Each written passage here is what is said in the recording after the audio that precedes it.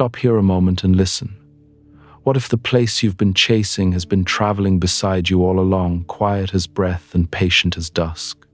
Once there was a seeker who spent their days hunting for a flawless meadow, a haven where every riddle resolved, every hurt closed cleanly, and every doubt melted into glass-bright knowing. As a child, the seeker had heard rumors of such ground, tales handed down like treasured relics. Some spoke of a sun that never dimmed, others of a spring that tasted like wisdom poured into a cup.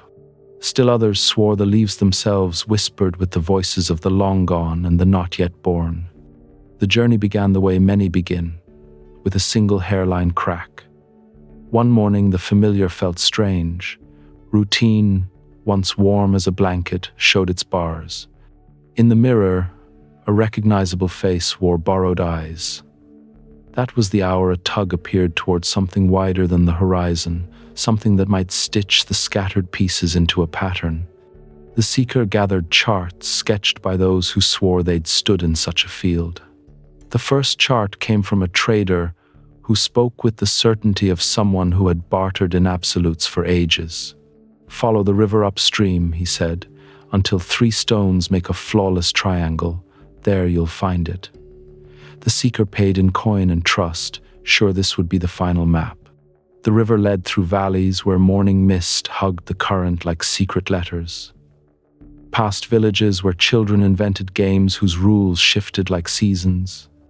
And beside travelers shouldering their own diagrams to their own promised corners. Some strode with the zeal of fresh converts. Others moved with the slow step of the often let down. The seeker noticed, but did not yet read the signs. When the 3 stones finally appeared, aligned as foretold, the seeker waited for thunder. The light glittered, the water shone, the puzzles stayed.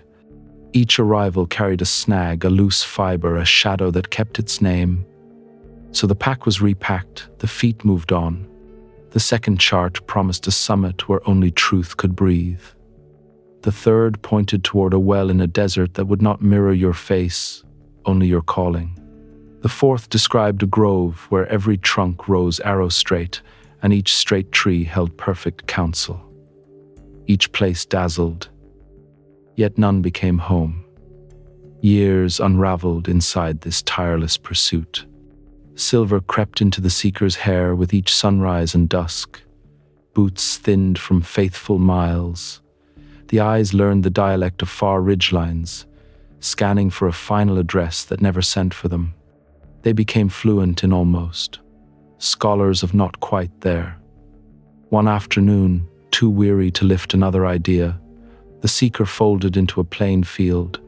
The grass was ordinary, the wildflowers common as nicknames. A small stream shouldered ordinary water over stones that had never made a promise.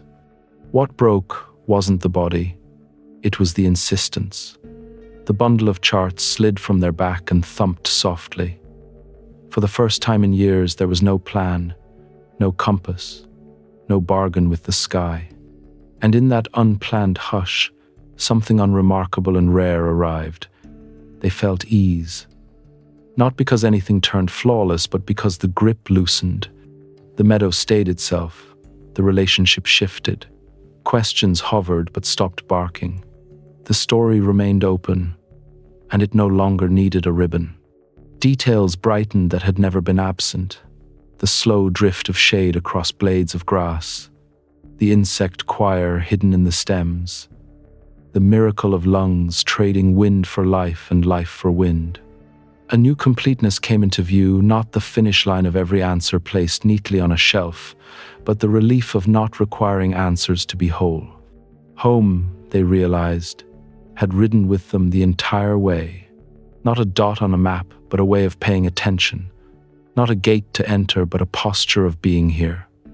The flawless meadow had never lived out there. It had always imprinted itself in each step, each breath, each heartbeat. Presence, it turned out, was the arrival. Sometimes the deepest quiet doesn't bloom from perfection achieved, but from finally consenting to the place beneath your feet. The The seeker learned that the journeys that change us most rarely end in other countries. They open other eyes in the very ground where you have been standing.